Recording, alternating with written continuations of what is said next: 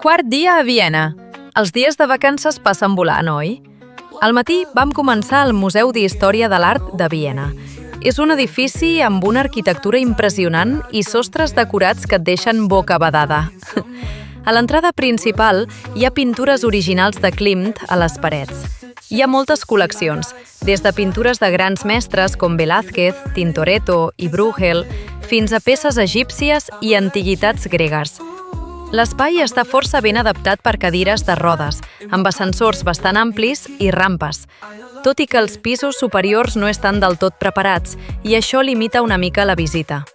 Tot i així, la visita val molt la pena. Això sí, haureu de voltar una mica abans d'entrar-hi perquè no es pot accedir per l'entrada principal.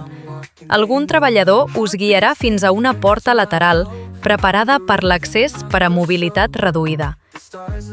Després vam visitar la Cambra del Tresor Imperial d'Àustria, espectacular i totalment accessible.